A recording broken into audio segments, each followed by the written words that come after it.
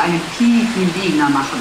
Aber die gefangene Nachtigall wäre viel lieber auf ihrem Baum am See gewesen. Kann man es ihr verdenken?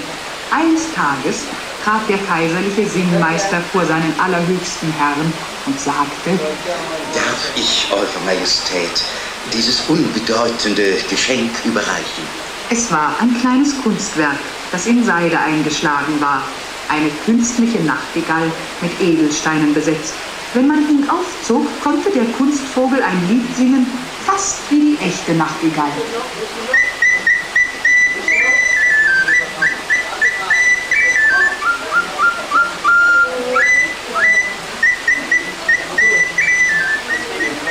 Das ist ein schönes Geschenk. Nun müssen beide Vögel gemeinsam singen.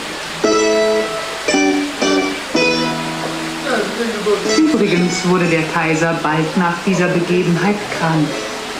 Kalt und hatte sie ihren beiden älteren Töchtern gegeben. Der Prinz hatte zu einem großen Fest eingeladen, um sich aus den Töchtern des Landes die schönste Tochter auszusuchen. Und schon deswegen dachte die hartherzige Frau nicht daran, Aschenputtel zum Ball mitzunehmen. Als nun alle Arbeit mit Hilfe der Bäumchen getan war, eilte Aschenputtel zum Grab ihrer Mutter, auf den sie ein Bäumchen gepflanzt hatte. Die schüttelte es und rief: Bäumchen, rüttel dich und schüttel dich, wirf Gold und Silber über mich. Und tatsächlich, die Vögel des Himmels geleiteten sie nach unten. Als sie mit dem wunderschönen Kleid ins Schloss kam, sah sie der Prinz und er tanzte nur mit ihr.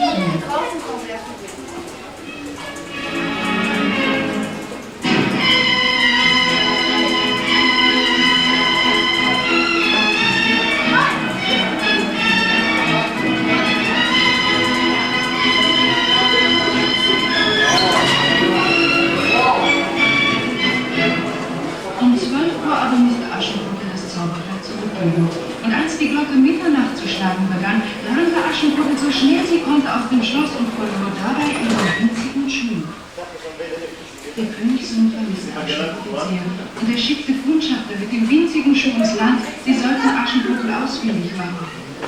Aber alle Mädchen, die sie aufsuchten, hatten zu große Füße.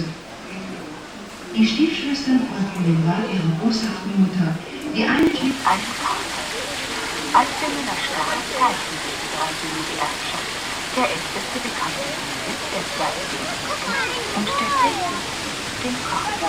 Als es den Gedanken versuchen da war, kam der Kater zu ihm, strich um seine Beine und sagte mit menschlicher Stimme: Was steht auf dem Grab? Papa!